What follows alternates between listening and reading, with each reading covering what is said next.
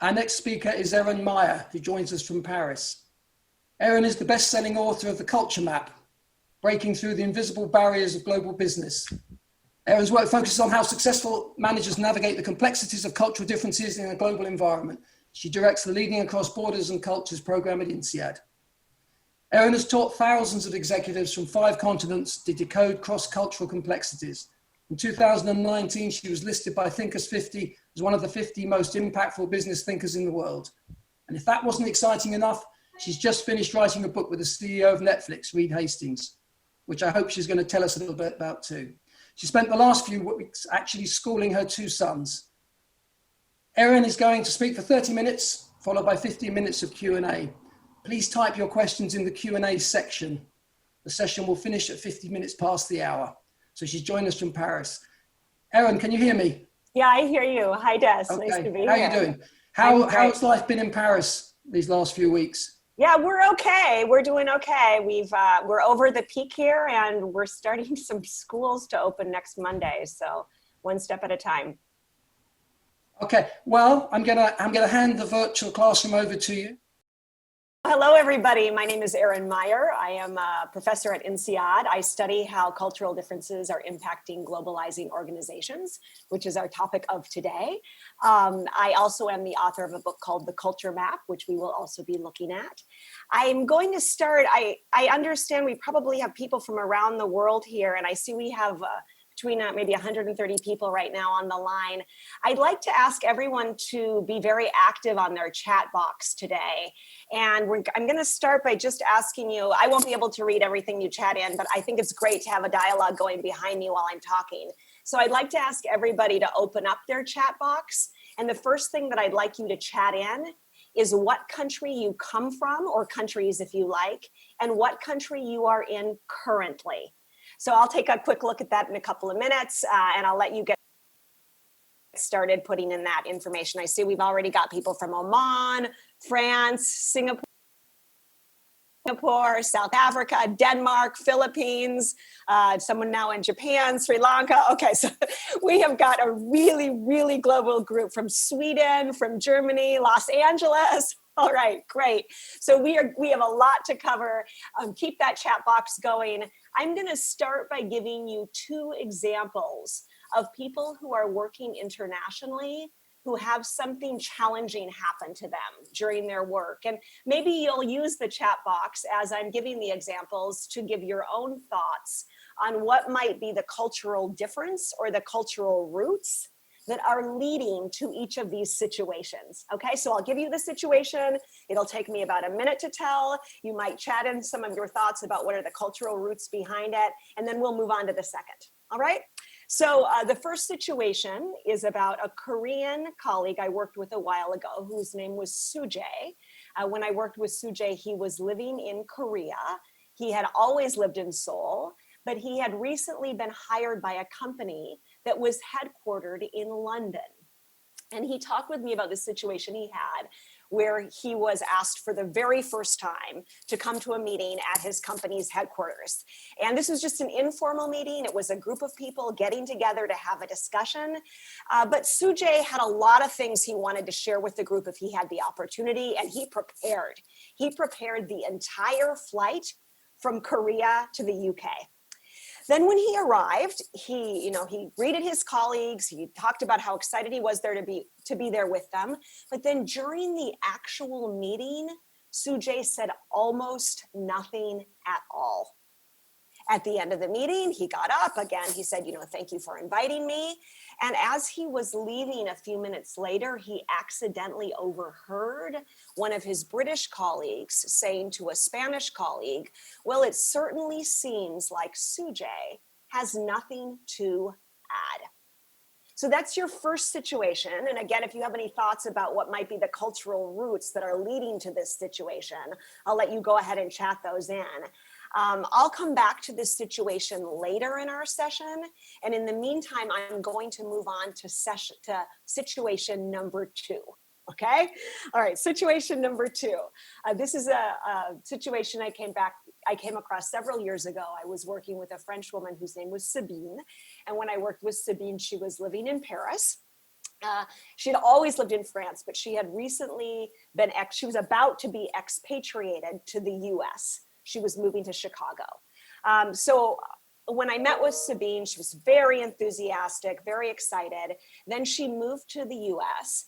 And after she'd been in Chicago for about 4 months, I did a pre-scheduled follow-up call. So before I called her, I started by calling her new boss, who was this American who I will call Joe. And I just asked Joe, how are things going for Sabine in her new job? And Joe said to me, well, they're not going very well. He told me about a few things that were going okay, about several things that were not going well at all. He said, what's been so frustrating for me is that I've spoken with Sabine several times about these changes that I need her to make if she's going to be successful. And I haven't seen any effort on her part to make these changes. If she doesn't start working on this soon, this expatriation is not going to work. Then he said to me, I did have my first performance review with Sabine last week, and I was again very clear with her. So I'm hoping to see some effort from her soon. Okay, so I got off of the phone with Joe and I called Sabine and I asked Sabine, how are things going in the US? And Sabine said to me, they are going great. She said, for the first time in a long time, I found a job that's really perfect for me, really takes advantage of all of my talents, all of my skills. She said, things are going so well, I'm almost wondering if I could extend my expatriation beyond these couple of years that I've signed up for. And then she said, Erin, I want to tell you, I had my first performance review with my new boss last week. And this was by far the best performance review I've received really in my career. Okay, so this is your second situation. Again, if you want to go ahead and chat any thoughts about what might be the cultural differences that are leading to this situation, we will come back to this situation also a little bit later. Okay, before I continue, let me just give a little bit more of a word of introduction about myself as it links to culture. Since you all told me where you're from and living, I'll do the same. So culturally, I am the opposite of Sabine. So I was raised in a very monocultural place. I was raised in the Midwest of the US, in a place called Minnesota, surrounded by people who had only lived in Minnesota. And it was only as an adult that I started moving to other countries. So first I moved to Southeast Asia, and then I moved to Southern Africa. 20 years ago, I moved to Paris. So my husband is French. My children have recently announced to me that they are French. I've received that information from them. So I've been working on this system in my work that I call culture mapping, and that's what we're going to be looking at today. And a culture map is a system that breaks culture down into 8 behavioral scales. So we look at things like, how do we build trust differently in different countries, or how do we make decisions differently in different parts of the world? And then through about 180,000 interviews that we've conducted in about 57 countries, we have these countries that are positioned up and down these scales. Okay, so these dots are countries, but you don't need to look at them now. I'm going to talk about them throughout the session. And then at the end of the session, I'll be giving you a link to an app. So you can go on and click on whatever countries you're working with and kind of see their mappings. And that's how this gets interesting, is when we start mapping cultures up next to one another. So I saw a few minutes ago, we've got someone from Sweden on the line, and I saw there was also at least one person from Spain. So here we go. I've got Sweden mapped up to Spain for you. And you can see when you look at this map, I think it's quite interesting. You can see that on some of the dimensions, Sweden and Spain are very close, almost identical, right? And then on others of the dimensions, you can see a very wide gap between one culture and the other. Here's another example. I saw we have people from East Asia on the line, getting to be later in the afternoon for them. So here I've mapped out Japan and China for you. And hi, Erin. I can't see your slides. Oh, you can't see my slides this whole time. I'm not sure if that's the same for. Okay. Are we okay? We're good. Okay, we're good. It's fine. It's fine. Everything is perfect. Okay. And maybe just, yeah, there you are. Okay, what happened before was that when I started changing the slides, somehow it missed me. So let me just see. It's still working. Okay, great. Okay, that's fine. It's fine because we're fine. Okay, great. Thank you. Okay, but you did miss this one, right? You missed the Sweden to Spain. So here you can see Sweden mapped up to Spain, right? And as I said, you can see that on some of the dimensions, those cultures are very close, right? And on some of them, we've got very big gaps that we need to be aware of. And then here's another one. Here you can see Japan mapped up to China. Again, you can see the cultures very close on some of the scales. And then you can see a very big gap on others. So again, if you're working on a global team or you're leading a global group, it's very interesting to think about these similarities and differences and how they might be impacting us. Okay, what I want to do today in today's session, in this half an hour or so that we are going to be talking about this, I want to take you through a couple of these dimensions together. And then, as I said, at the end, I'll give you an opportunity to ask some questions and also do some mapping yourself after our session is over. Now, before we get started with the first scale, I have 3 very quick points that I need to make. Okay, so the first is that when you look at the country maps, of course, the countries look to be positioned in a very specific spot, right? But please do remember that, of course, we have a lot of variance in each country. So, and if I'm doing research, this is obvious, but I just have to say it, right? So like if I'm doing research in Argentina, of course, some Argentinians are going to fall to the left of this yellow curve and some to the right, and then we'll get the Argentinians positioning from that. If we're doing research in Ireland, we might find that some Irish are falling to the left of this gray curve, some to the right of the gray curve, and then we have the Irish positioning.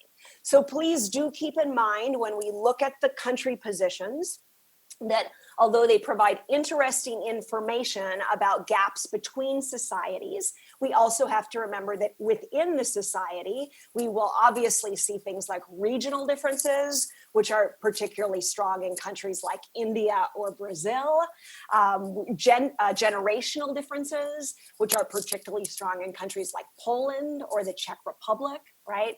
And then, of course, you never know where one individual is going to fall. So we have to keep all of that in mind. Now, the second point that I wanted to make is that when you look at the country positions, please remember that the whole purpose of a culture map is to look at the relative gap between the countries, not at where the country falls on the line. So I'm going to give you an example of this. A while ago, I was working with a team, and at the beginning, I had just French and British people on the team.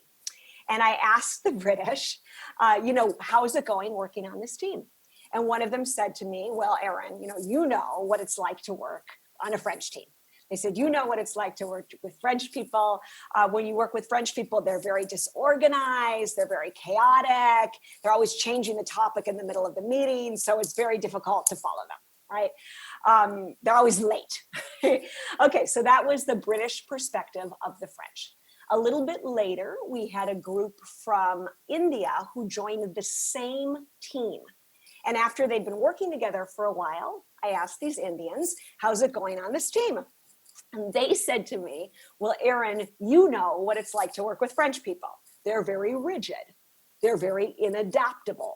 They're so focused on the structure and punctuality of things that they're unable to be flexible as things change around them. Right? Here we can see a very clear example of what I call cultural relativity, which shows that when two cultures fall on opposite ends of the same culture, they have opposite perceptions of what that culture is like. Here we can see that with France falling between the UK and India. I gave this same example in Germany a little while ago, and one of the Germans said to me, Erin, this is a very interesting example for us because we, the Germans in this room, we work very frequently with British people, and we are always complaining that the British are exactly the same way that you've just described that the British complain about the French, right? Okay, so that's the way that these scales work. It's not a question of looking at where the country falls, but at how one culture perceives another based on the gaps on the scale. Okay, very good. The third point I have to make super fast because I saw when you guys were chatting in your countries that some of you come from a whole bunch of different countries. So the research that I do is what I call locals. So locals are people who were born in one culture, one country, and have spent their lives living in that country. So if you were like, I don't know, raised in 4 different countries, and maybe you have parents from 2 other countries, maybe you are a culture map yourself, right? And I think that also is very interesting to think about as we look at this, this mapping together. Okay, so with that, I wanna go ahead and get started by talking about one of the dimensions, which looks at what it means to be a good communicator in different parts of the world. And we're going to use these terms. I'm going to use these terms: low context versus high context communication. So I'll define the terms, and we'll look at the countries, and we'll think about how that might impact your success as we go through. Okay. Let's see. So I can't see the chat box anymore, although that would help me. Des, you might need to jump in here if we've got anything interesting going on. Okay. All right. So low context. In a low context culture, as we are having a discussion, we assume that we have a low level of shared information, that we have a low level of shared reference points, that we have a low level of shared relationships. And because in these cultures, we assume a low level of shared context while we're talking, we believe in these cultures that good, effective communication is a communication that's very explicit, that's very simple and very clear. So in a low context culture, when I'm talking, if I want you to understand blue, then I believe I have to say blue. In a low context culture, if I give a presentation, I've been taught that I need to tell you what I'm going to tell you, and then I tell you, and then I tell you what I've told you, right? Why do I tell you the same thing 3 times? Because in these cultures, above all, we believe that good, effective communication is about being specific and clear, right? Okay, now, in a high context culture, while we're communicating, we assume that we have a high level of shared reference points. And because we assume all of these shared reference points, in these cultures, we believe that good, effective communication is a lot more, let's say, nuanced or sophisticated or layered, right? So I've been very interested. I teach in English and in French, and I've been interested in working with my students on thinking about language. So to give you an example, I mean, there are words in some languages that we don't even have in English. Like, for example, in Italian, there's a word, for the Italians on the line, I'll do my best to say it. There's a word sottinteso, which in Portuguese, for example, is subentendido, or in French is sous-entendu.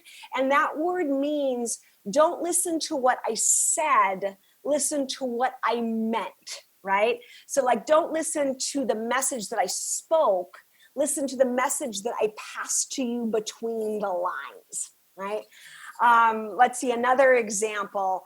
Okay, so in France here, where I live, there's another expression, which is to say something at the deuxième degré. And the deuxième degré means the 2nd degree. And to say something at the 2nd degree, it basically means don't listen to what I meant, listen to what I really meant. So for example, the French writer La Fontaine, he wrote at the 2nd degree. So we could read his writing at the 1st degree, that means the literal level, and we would see, oh, this is a child's story with a moral. But we also could think about the context within which the story was written, and we'd see, oh, actually, this is a commentary about how Louis XIV misused his money, right? So there's what I meant and what I really meant, which is assumed by the communicator that you will be sophisticated enough to understand. Okay, now I'm gonna put some countries up here. Give you a second to look at those. Now, as you're taking a look, you may be wondering what these what the different colors mean. So my first point is they don't mean anything. So I just have, for example, Europe in gray or the Americas in blue. They're just regional breakdowns. But there are some things that are of interest here that I want to point out. So The first is that when you look at the Anglo-Saxon countries, you can see that they all fall to the left-hand side of the scale. So English is a more literal language than many other world languages, with less, let's say, opportunity or necessity to speak and read between the lines.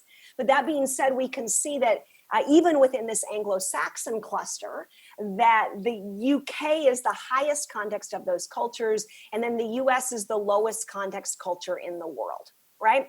Okay, now if we move over here, we can see that all of the Latin countries, so both Latin American and Latin European countries, fall kind of mid-right on the scale. Latin languages, as we were just hearing, tend to be a little bit more high context in themselves. Then if we move over further, we can see, for example, I saw also there's a bunch of people from the Middle East. I mean, those, you can see that Arabic cultures fall towards the right. And as you know, the Arabic language is quite high context in itself, which means words have multiple meanings. And we could, maybe you can chat into each one another some examples of this. But we can see if we look at the Asian cluster that we've got even more high context languages over here.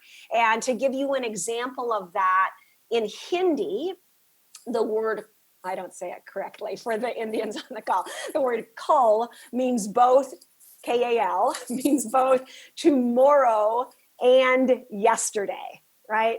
So words have multiple meanings, and we only understand what the words mean based on the context within which they're spoken, the more and more that we get to the right on the scale. You also can see that Japan is the highest context culture in the world. So my Japanese MBA students often talk with me about this expression in Japanese, which is kuki yomenai, which they shorten to KY. Kuki yomenai means someone who is unable to read the atmosphere, or someone who is unable to pick up the subtle messages in the air, right? So in Japan, a good communicator can really pick up all those subtle messages, and then a poor communicator is kuki yomenai, right? So I hope you're now starting to think about what happens when you bring people together from all of these different countries into one team. And I'm going to just give you a couple of quick examples. So I was working with a German individual a while ago. He said to me, you know, Erin, in Germany, at the end of a meeting, we almost always do a recap. So first we do a verbal recap, and then we do a written recap, right? Clarification, that's low context. He said, now that I've been working with this French team, often at the end of a meeting, I'll get ready to do a recap, and my French colleagues will just stand up, and someone will say, et voila, right? There it is. And I'll think to myself, but voila what? And then I'll be very surprised to see that it just seems that people understand who's supposed to do what. They know what's going to happen next without going through all of those levels of clarification that I'm so used to in my own country, right? Okay, so the first thing that we know is that in low context cultures, people tend to nail things down in writing more frequently than in high context cultures, where we leave things more open for verbal interpretation, right? Okay, a second example.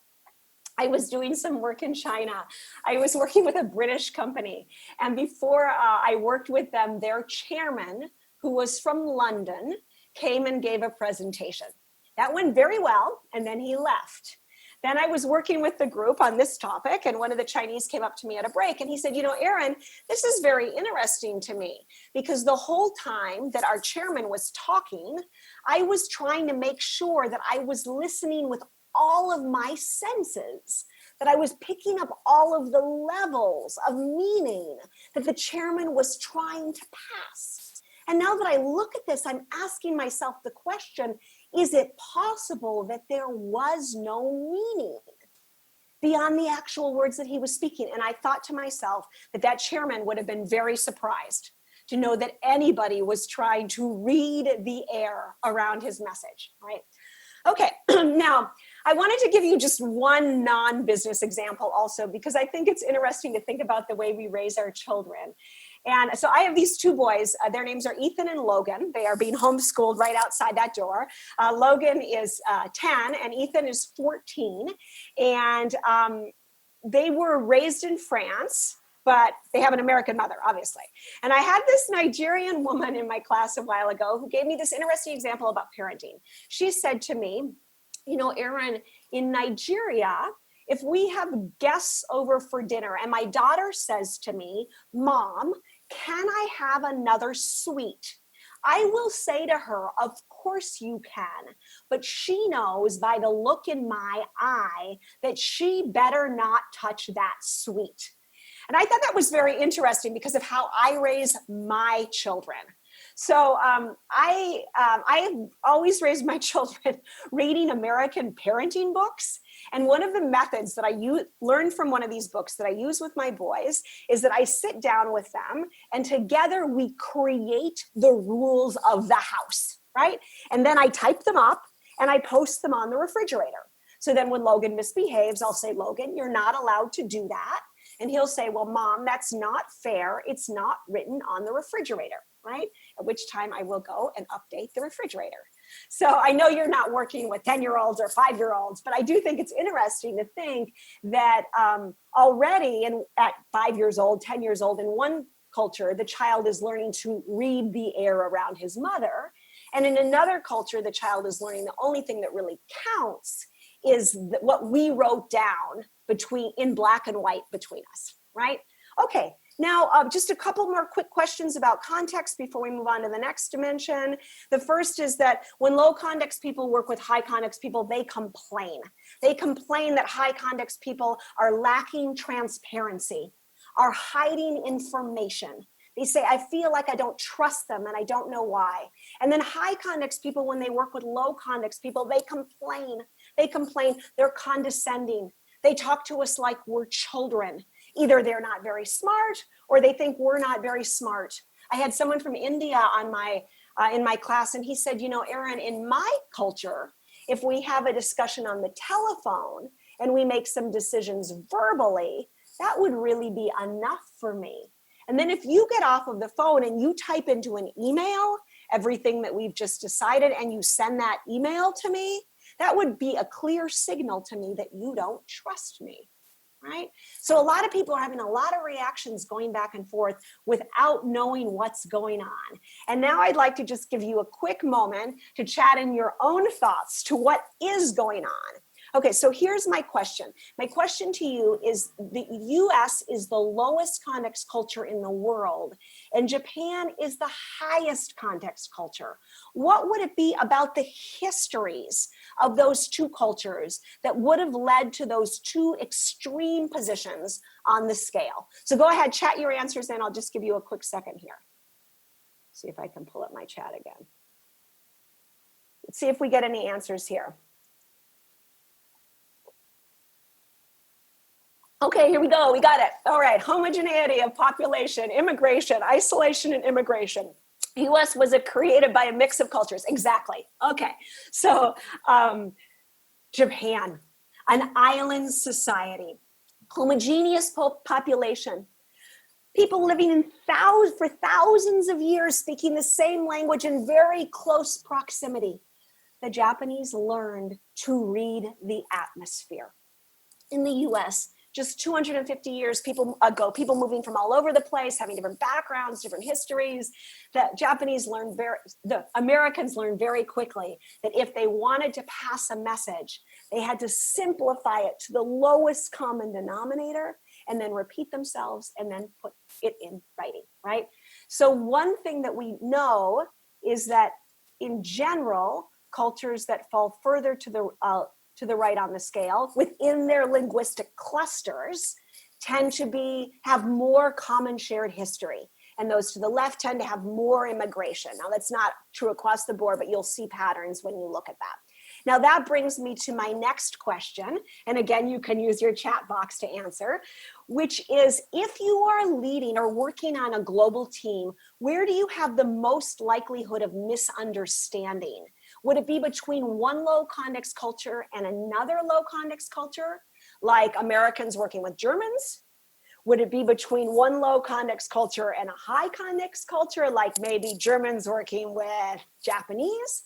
Or would it be between a high context culture and another high context culture, like maybe, I don't know, let's say Italians working with Koreans? Okay, so people, you got it. C, C, C, C, C. That's right. Okay. So one person says low and low. We have a couple of other things, but it's actually C to C that causes the most problems if those cultures don't share similar roots. And that happens because we are all speaking between the lines. We are all reading the air, but we have different air, right? Okay.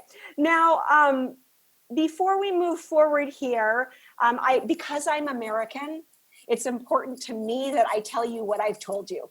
So let me just very quickly do my recap before I move on to the next dimension. What do we know so far? We know that right, I didn't make that point clearly, right?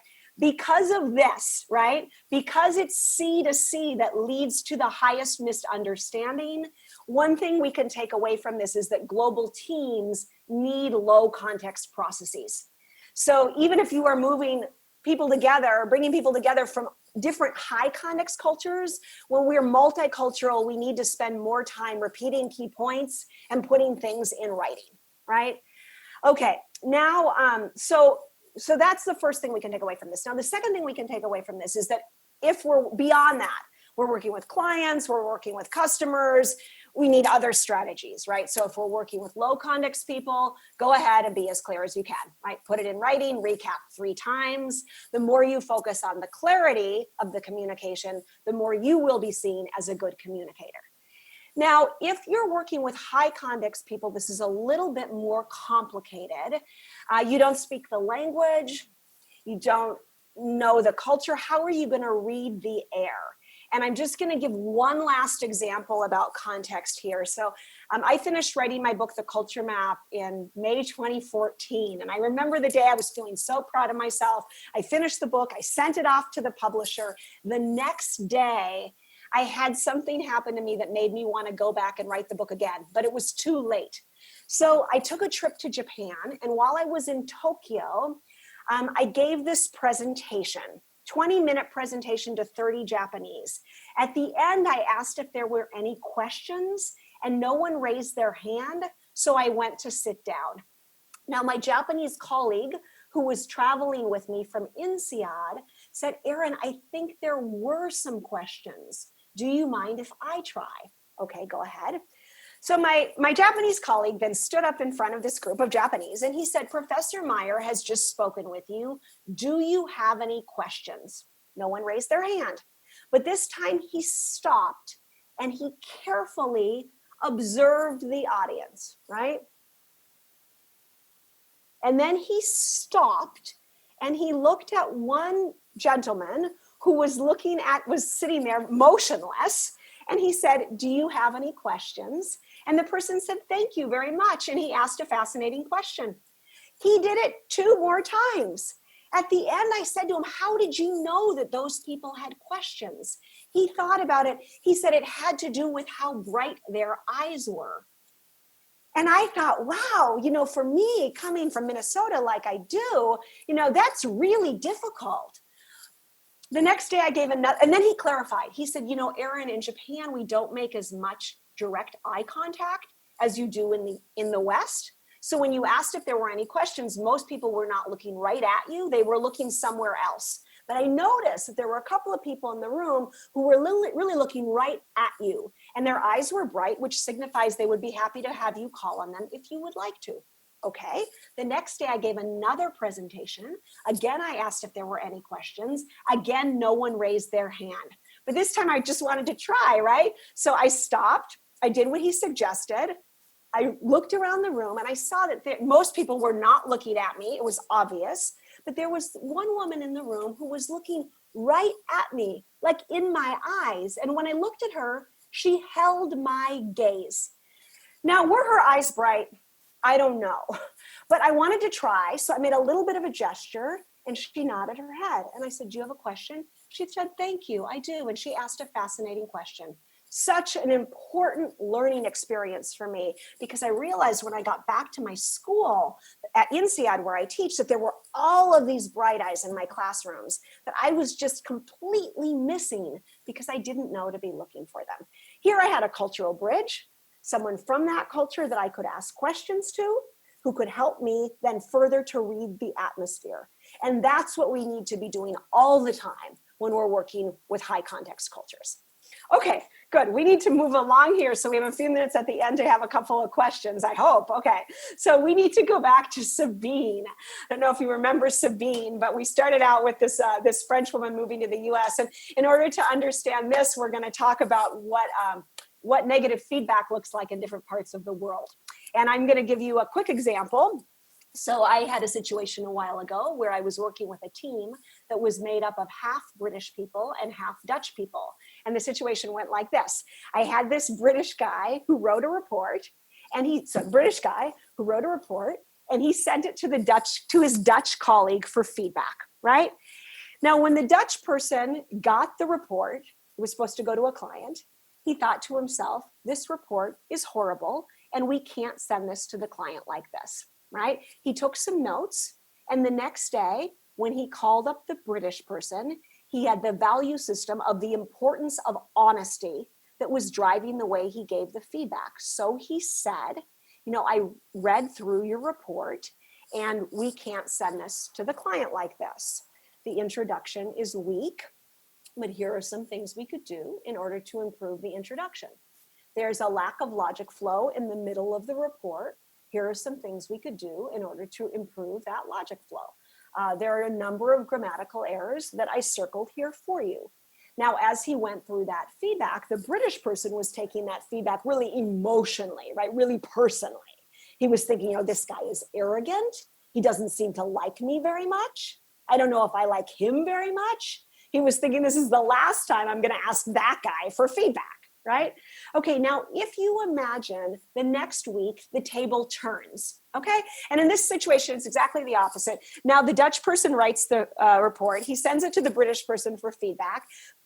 Same thing, the British person thinks it's horrible, but this time when he gives the feedback, he gives it in a different way, right? So the British guy says, you know, I read through your report and there were a number of things about the report that I liked.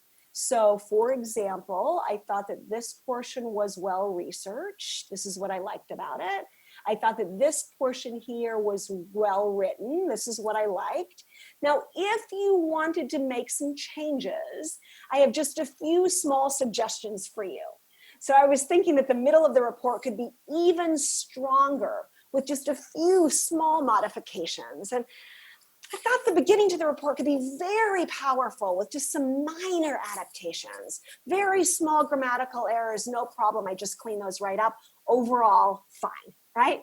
Okay, now when the Dutch person got this feedback, he just took it at face value, right? He thought, okay, the report is fine, pretty good. A few small changes I could make if I wanted to. He did want to, right? 5 minutes, he made those quick changes. He sent it off to the client. He found out a week later from someone else that this British guy didn't like the report. Well, what does he think about this guy now? He lied to me. He's a hypocrite. It's the last time I'm going to ask that guy for feedback. This dimension's a pretty important one because we all want to give feedback in a constructive manner, but what's considered constructive in some cultures is destructive in others. Now, when you look at the country positions here, you may be noticing that some of the country positions have changed since the last scale, right?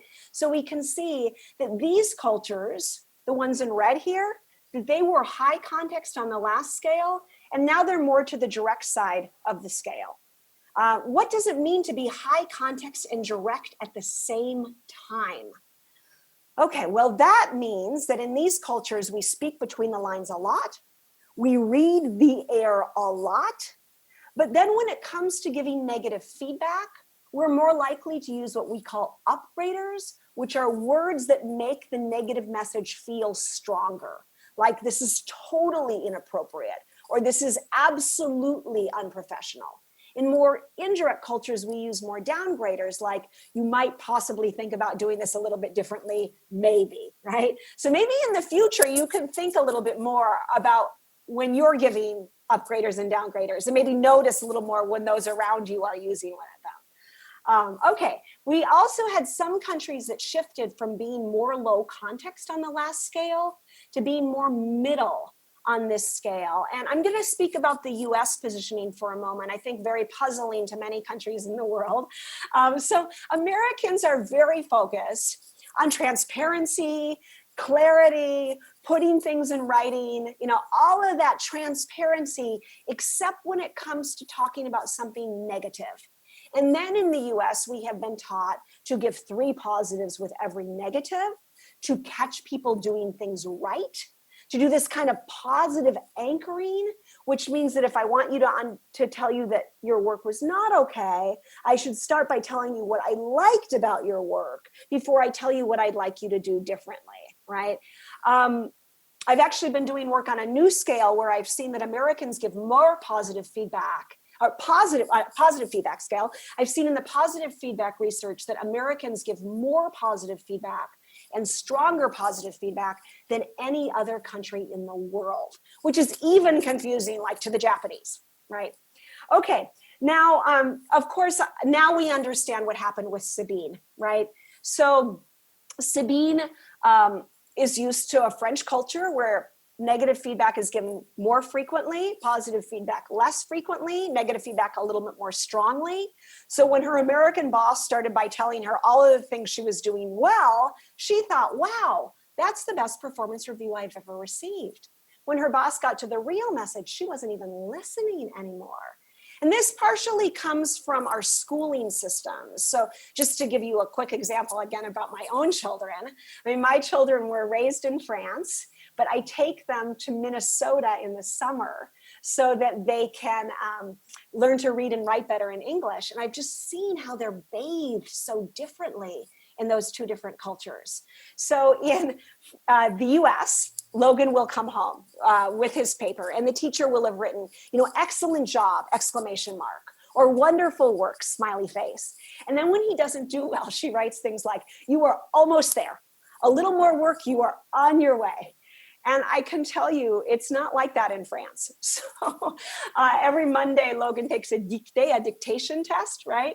And he always works really hard, but when he brings it home, there are always red marks all over it. And his teacher will have written something like, applique-toi, exclamation mark, which means apply yourself, right?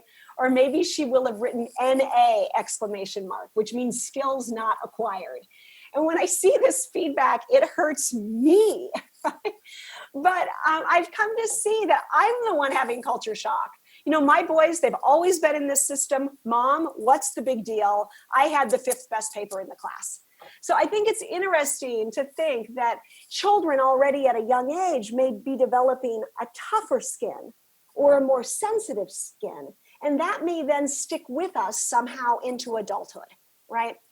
Okay, now I know Des is trying to tell me I'm going to have time to to press stop. you for time. Yeah, we're going to. I mean, it's been fabulous, but we can't get enough of you. But we're going to run out of time. Yeah.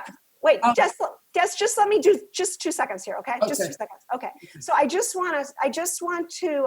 I'm just going to skip here. This is what I wanted to do. I just want to wrap up these 2 dimensions, right? By saying that we looked at cultures that have similar positions. And we look at cultures that have different positions, right? And it's when the cultures shift the positions that we need to be particularly aware of how that shifting is going. Okay, sorry, Des. Go ahead. So we'd really like to have you wrap up because we're getting short of time. I have got one question that I want to put to you, which I think is a very appropriate question at the moment. How do different cultures find it working remotely? I mean, we're all in sort of lockdown situation. I know certain cultures, we're doing some work with some clients in Oman, and Arab cultures like to sit and talk to each other. They like to have eye contact. They like to sit next to each other. It must be difficult for certain cultures, more difficult for some cultures than others. Yeah, so there are 2 things that are particularly relevant in this COVID-19 type of environment. The first is what I call the trusting scale, which looks at whether we are more focused on building trust cognitively, like I see you do good work, you're on time, I trust you, or whether we have a very strong element also of affective or emotional trust that leads to how we're feeling with people in different parts of the world. I'm going to give you a culture mapping app in a moment here. Actually, let me just put that up here now. Sorry, okay. I was ambitious, but let's see. So here you've got an app, and this link is open to you for the next month. And when you click on this app, you'll be able to look at how your own countries and any countries you work with fall on these scales. So please look at the trusting dimension and read a little bit about the trusting dimension in order to think about how you might adapt your own calls to get more of that personal development or that personal connection into your discussions. Should I keep going, Des, or do you want to ask me another question? We'd love to hear you keep going. It's absolutely fascinating stuff. But want to ask people to, before I give it back to you, just to wrap up very, very quickly, if you would. We want to ask people to, we're going to try and generate a word cloud. So please go to menti.com on your phone or laptop and use the code 790000 and just put in a single word that's your takeaway from Erin's session. And we'll see if we can create a little mind cloud. Erin, do you want to wrap up while people? Yeah, I do. Thank you. Okay. So actually what I want while we're wrapping up, I just want to quickly put up a last dimension because we started with this example from this Korean person who didn't say anything when he came to this meeting. And often that has to do with this dimension that looks at what silence means in different parts of the world. So I'll encourage you to take a look at the app that I sent you and get some more information about that. In the meantime, I really enjoyed working with you today. I'm sorry I didn't get to get more of your questions, and mostly I'm sorry I didn't get to see your bright eyes, but I hope that we can be together in person the next time. Thank you very much. Erin, Meyer, thank you so much. That was absolutely fantastic. We have more fantastic speakers to come. Renee Moburn, Dan Pink, Amy Edmondson, Ben Pring, and Rosabeth Moss-Cantor, to name just a few. Next up, the brilliant Megan Rates joins us from the UK, and she'll be talking about speaking truth to power. Thanks, you guys.